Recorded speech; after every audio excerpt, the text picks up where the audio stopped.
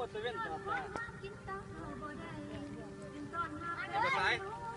ล้วเอาอะไรบ้าง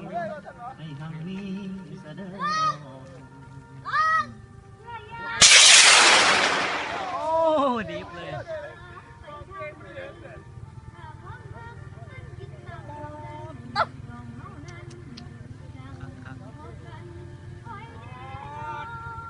โ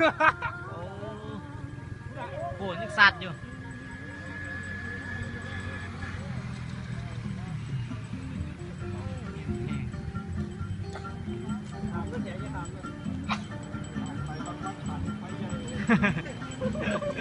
ส่องไฟใหญ่เหรอ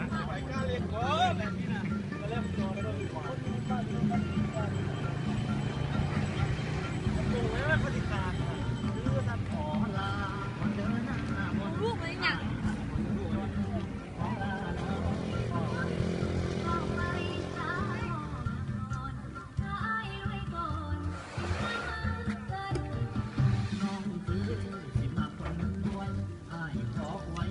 นี่ไผ่กล้าเล่นบ่นี่ไผ่กล้าเล่นบ่นี่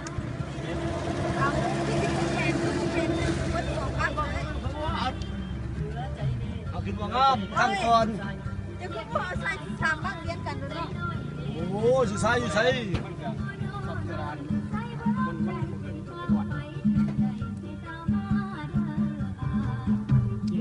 ได้ลายเดียวมัดจุ่มเลย ขึ้นแค่ขึ้นมา ก่อนน้องไปไงไง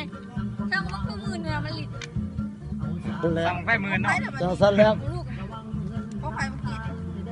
ไผ่ชื่อของไผ่เฮ้ย เอ้าก็ชื่อ